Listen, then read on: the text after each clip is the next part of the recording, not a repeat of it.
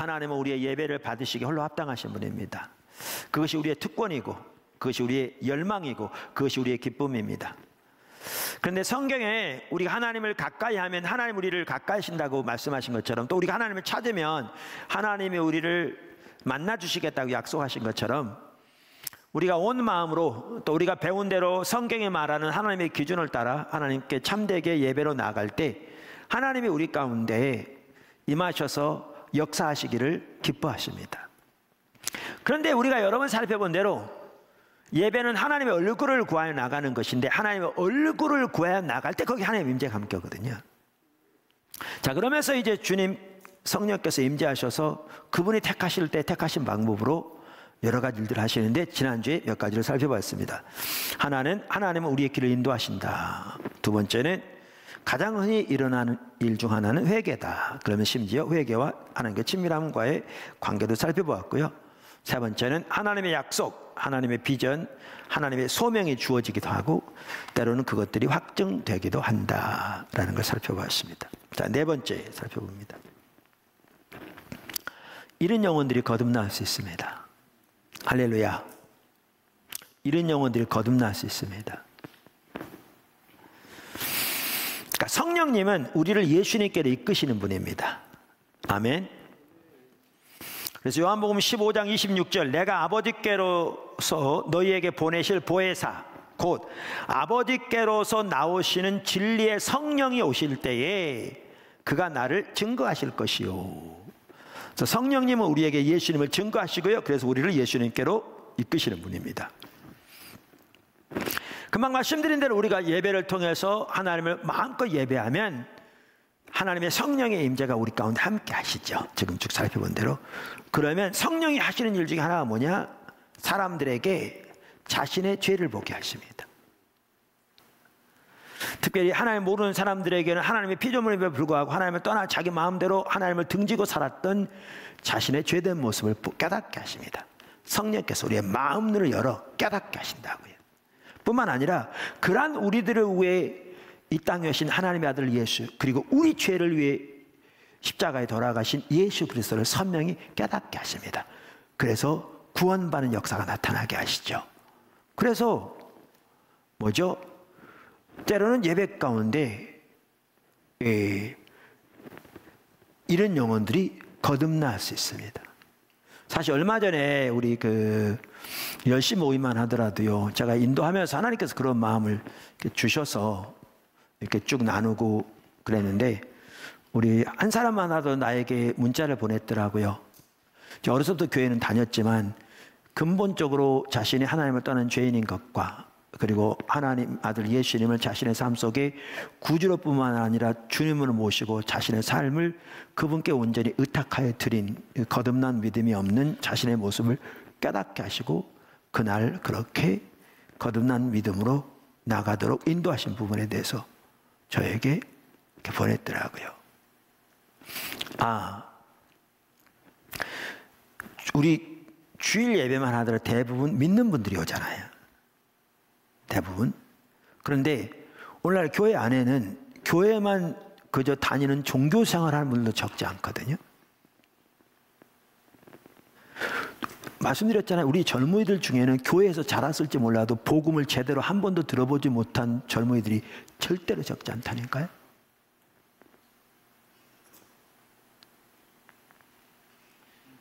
그뿐만 아니라 저는 더 나아가서 저는 우리의 예배 가운데 이런 일들이 더 나타나기를 간절히 열망하는데요, 저는 하나님의 부흥의 때에 일어난 일들이 우리 가운데 많이 일어나기를 열망합니다.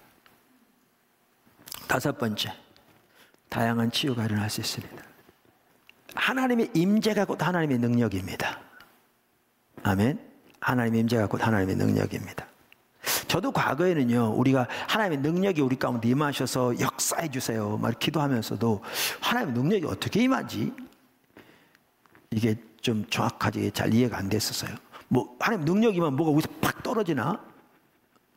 그럼 떨어지는 게 보이나?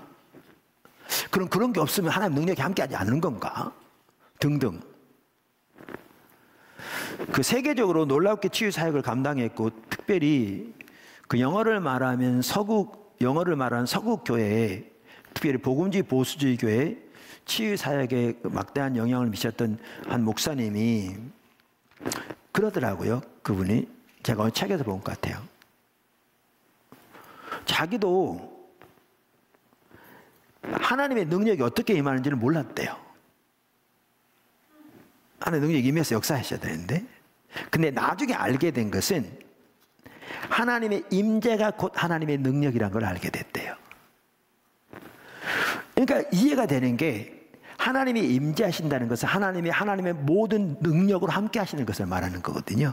그러니까 거기에 하나님 능력이 함께 하는 거죠. 아까 말한 대로 성령의 임재가 곧 하나님의 임재라고요. 성령님이 하나님의 임재를 우리 가운데 실제화시키시는 매개체시라고요. 매개체시라고요. 그래서 하나님께서 우리 가운데 성령으로 임재하실 때 하나님은 하나님의 모든 능력을 가지시고 임재하시기 때문에 우리 가운데서 다양한 치유들이 일어날 수 있습니다. 여섯 번째, 하나님의 사랑, 평강, 희락, 위로 등이 부어질 수 있습니다. 로마서 14장 17절에 이렇게 말합니다. 하나님의 나라는 먹는 것과 마시는 것이 아니요 오직 성령 안에서 의와 평강과 희락이라. 할렐루야. 또 성경은 이렇게 말합니다. 로마서 5장 5절, 소망이 우리를 부끄럽게 하지 아니함은 우리에게 주신 성령으로 말미암아 하나님의 사랑이 우리 마음에 부은 바 됨이니. 뿐만 아니라 누가복음 12장 32절에 이렇게 말합니다. 적은 무리여 무서워 말라. 너희 아버지께서 그 나라를, 여기에 그 나라를 하나님 나라를 말합니다. 하나님의 새 창조 역사를 말합니다. 성경에 말하는 나라는 하나님의 주권적인 통치를 말합니다. 죽어서 가는 그 소위 말하는 천국을 말하는 게 아니고요, 하나님의 주권적인 통치를 말합니다. 그래서 아까 말한 대로 하나님의 나라는 성령 안에서 희락과 기쁨과 평강이라고 그랬는데, 그래서 적은 무리여 두려워 말라. 너희 아버지께서 그 나라를, 다시 말하면 하나님의 이미 예수님의 부활을 통해서 시작된 새 창조의 모든 역사를, 그 뜻입니다. 너희 가운데 주시기를 기뻐하시노라, 이 말입니다. 할렐루야. 그분이 우리 하나님입니다. 근데 주시기를 기뻐하시는데, 그래서 그분은 주시기를 기뻐하세요.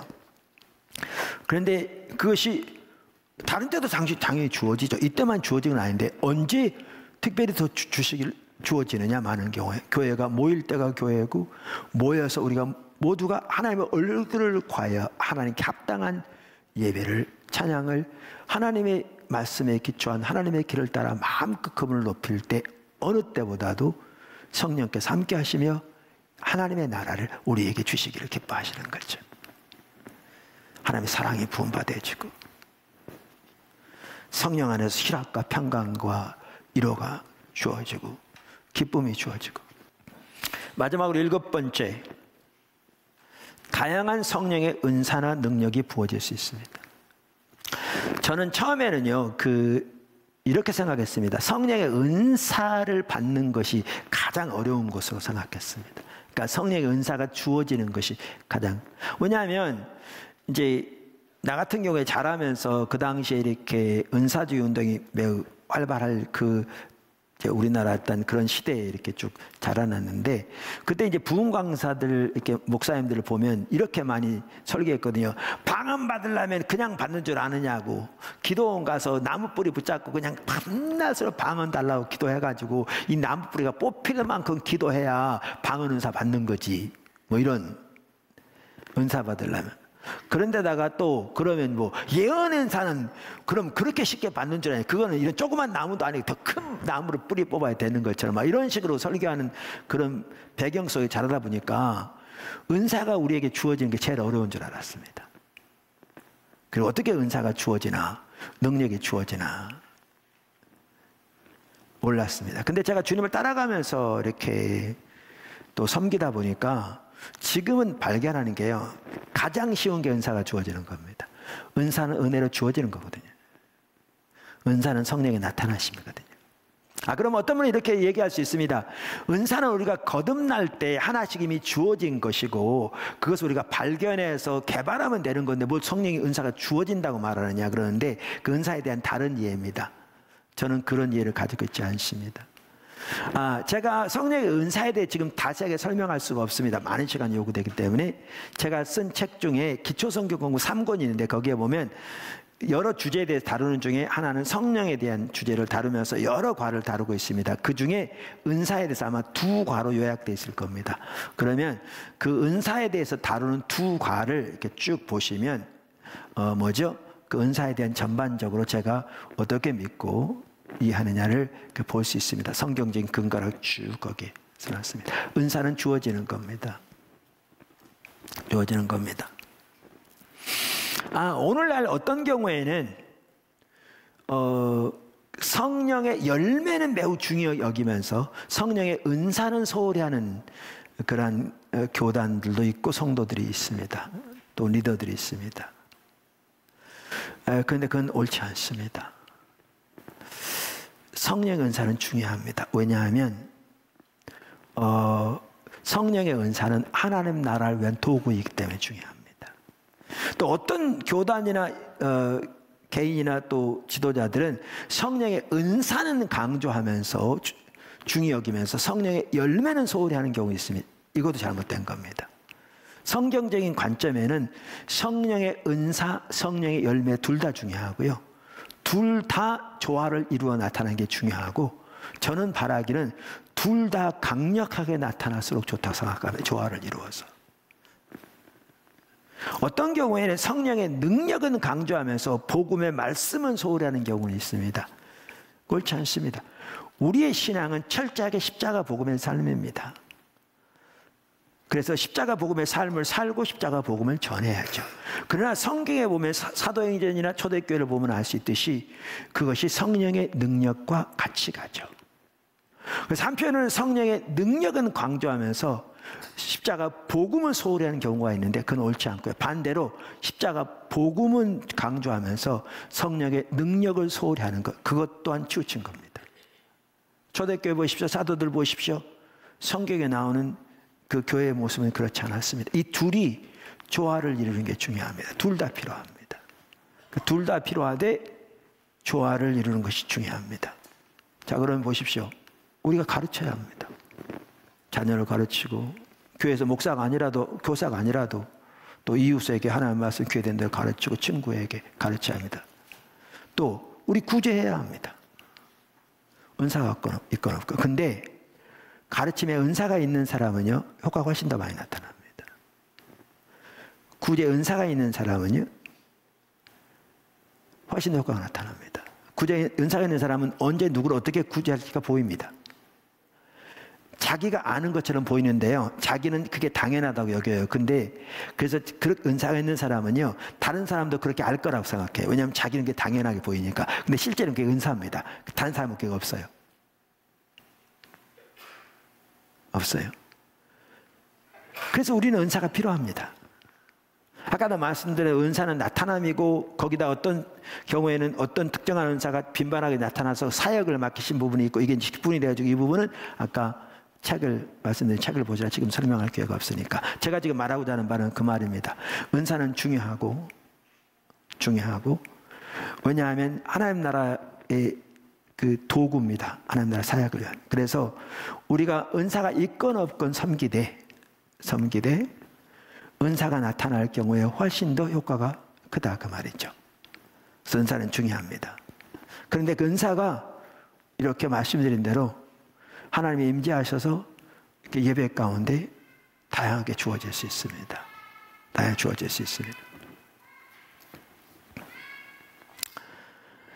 근데 한 가지 참고로 말씀드리면요, 은사가 주어지는 것은 쉬운데 문제는 뭐냐면 성품이 빚어지는 게 문제입니다. 성품이 빚어지는 게 문제입니다. 우리에게 성령의 은사가 부어져도, 그렇게 표현한다면 그것을 가지고 교회에 덕을 세워야 되거든요. 성경에 보면 교회 성령 은사가 주어지는 목적이 상대방의 유익을 위한 겁니다. 다시 말하면 교회의 덕을 세우기 위한 겁니다. 교회의 덕을 세운다는 말은 영어로 빌드업이라는 말인데, 건물을 지어가듯이 교회가 그리스도 안에서 든든하게 세워지고 주님 아는 지식 가운데 자라나고 하나님의 의도하신 목적으로 교회가 아름답게 세워져서 하나님의 영광을 열방 가운데 드러낼 수 있도록, 그렇게 교회가 세워지도록 돕기 위해서 은사가 주어지는 겁니다. 성경에 보면 자기 유익을 위한 은사는, 자기를 그리스도 안에 세우도록 돕는 은사는 방언 은사밖에 없다고 되어 있습니다. 나머지 모든 은사는 상대방의 유익을 위한 겁니다. 그럼 우리는 이럴 수 있습니다. 그럼 나는 뭐냐? 여러분, 우리를 통해서 하나님의 교회가 든든히 세워지고, 우리를 통해서 다른 사람의 유익을 받고 주님 앞에 세워지고, 그들의 삶이 변화되어지고, 부부 사이가 회복되어지고, 정말 가정이 회복되어지고, 또 교회를 통해 하나님의 뜻이 놀랍게 이루어진다면 이거보다 귀한 축복이 있습니까? 그리고 그 자체가 우리에게 기쁨이고 특권이고, 그렇게 섬기는 자들에게 하나님께서 귀한 상급을 주시겠죠, 그날에. 이 땅에 사는 동안뿐만 아니라. 그런데 아까도 말씀드린 대로 은사는 하나님의 능력이기 때문에 강력하거든요. 파워예요. 정치적인 능력 못지않게 금전적인 능력 강하고요, 금전적인 능력 못지않게 영적인 능력 강합니다. 사실 영적인 능력, 다른 능력 못지않게 강합니다. 그러니까 이거 잘못이 들으면 엄청난 결과를 가져옵니다. 부정적으로. 덕을 세우기보다 만해를 끼칩니다. 어떤 분이 그러더라고요. 이렇게 공식을 만들었어요. 공식을. 근데 참 일리가 있어요. 어떤 공식을 만들었냐면, 은사 곱하기 성품 이꼬르 사역의 열매. 다시 말해볼까요? 은사 곱하기 성품 이꼬르 사역의 열매. 그러니까 은사가 강력하게 나타나고 성품 또한 매우 성장해서, 그러니까 다시 말하면 주님 닮은 성품이 되어지고, 가치관만 하도 하나님 중심적인 가치관을 무장되어지고, 그 다음에 사랑의 관계에서도 원만한 이런 경우에는 이제 열매가 너무나 놀랍게 나타나는 거죠. 귀한 열매들이 막 나타나는 거죠. 근데 반대로 은사는 강하게 나타나는데 편견과 왜곡이 심하고 성품이 자라지 못한 거죠. 관계가 무너져 있고, 거기다가 가치관만 하더라도 성경 중심적이지 않은 왜곡된 가치관을 가득하면요, 이 은사 절대 유익하게 쓰여지지 못해요.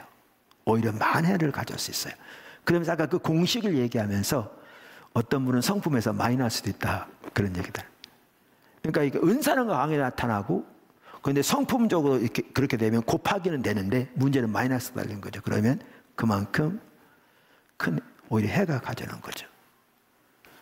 은사 얘기가 나와서 제가 나누는 건데, 다양한 은사가 부어지는데 중요한 것은 우리가 성품이 빚어지는데, 그래서 여기서도 중요한 게 뭐냐면 십자가 복음의 삶을 사는 겁니다.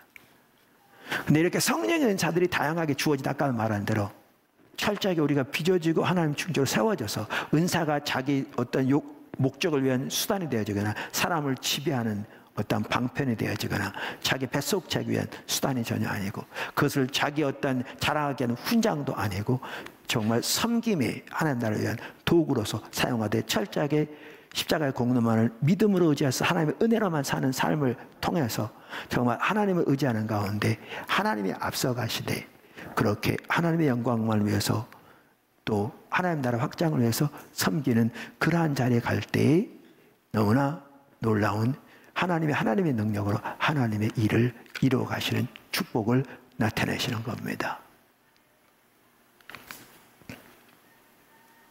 할렐루야. 그래서 우리가 예배로 나아갈 때 하나님께서 하시는 것 중에 하나는 은사를 부으시는 겁니다. 우리가 2주 동안에 걸쳐서 이렇게 우리가 하나님께 예배로 나아갈 때 하나님께서 우리 가운데 하신 일들을 나눴습니다.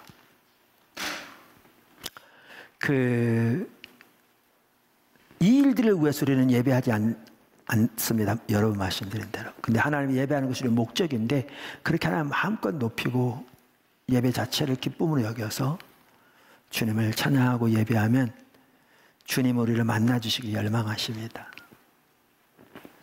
다시 말하면 새 창조의 그 역사들을 우리 가운데 행하시기를, 그리고 우리를 통해서 행하시기를 기뻐하십니다. 그럼 우리는 이걸 통해서 지난주 나눈 것처럼 하나님을 그러니까 마음껏 예배하되 하나님과 만남과 교통이 이루어지고 새 창조의 그 하나님의 역사들을 우리 속에서 마음껏 누리며 경험하되 그러한 세상에서 사역을 위해 무장돼주고 공급받는 그러한 예배가 되어지는 겁니다. 그 예배가 우리가 돼야 합니다. 그러니까 우리 전체 예배가 그렇게 돼야 할 뿐만 아니라 우리 한 사람 한 사람 예배가 그렇게 돼야 합니다. 할렐루야. 제가 일부 예배 시간에도 그렇게 더 기도하고 했던 게 사실 2부 예배도 아까 그냥 제가 헌금 기도하고 넘어가려고 그랬거든요. 그냥 헌금 기도하려고 딱 눈을 감았는데 일부 예배 때 기도하기를 원하신 것 같더라고요. 그래서 제가 멈추고 다시 한 거였거든요. 근데 지난주에 나왔지만 오케스트라를 통해서 이렇게 연주되는 그 곡의 질은요, 오케스트라의 각 단원의 실력을 합해놓은 것보다는 더 나아질 수 없습니다. 당연하죠. 자, 오케스트라의 예를 들면 단원들의 실력이 예를 들면 1부터 10까지인데 한 5쯤 된다고 그런다. 근데 이 단원들을 잘 모아서 그러니까 해서 지휘를 잘했더니 갑자기 7회가 나가는 곡이 연주가 나온다. 가능합니까? 안 가능합니다. 안 가능합니다. 예배도 똑같습니다. 포도나무 교회 전체 예배는 각 성도 한 사람 한 사람이 하나님과 어떤 관계에서 어떻게 하나님을 예배 드리는가, 요것의 집합보다 절대 나아질 수 없습니다. 나아질 수 없습니다. 오케스트라 생각하시면 됩니다. 그래서 아까 제가 이렇게 계속 기도했던 것도 그겁니다. 우리 같은 경우에 한 65% 정도가 매일 제가 보기에는 650명 정도는 그야말로 매일 주님 찾고 그러면 사람이 놀랍게 또 세워가시고 막 영적으로 살아나고 이런 부분들이 여기저기서 막 보이고 그래요. 자, 그런데 한 30% 남짓, 예를 들면 300명 남짓 내지 한 350명 사이의 성도들은 전혀 주님과 함께 하지 않는 것 같아요. 주일날은 참석할지 몰라도. 그리고 그렇게 되기를 오래됐습니다. 모이는 것도 제한된 상황에서 가정에서 인터넷을 켜놓고 예배를 드릴지 모르지만 어떻게 되는 걸 제가 확인할 수 없고요. 그렇다면 우리의 전체 예배는 어떻게 되겠습니까?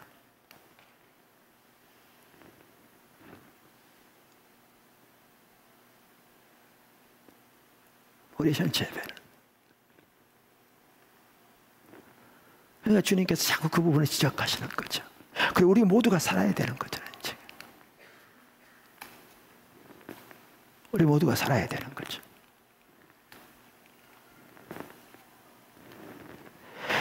그리고 우리가 그렇게 살고 하나님의 얼굴을 구할 뿐만 아니라 지난주, 이번 주 나눴던 것처럼 정말 예배 가운데 하나님이 하신 일들이 우리는 이걸 위해서 하는 건 예배 드리는 건 전혀 아니지만 말씀드린 대로 더 활발하게, 더 놀라우게 우리 가운데 이루어질 간절히 소원합니다.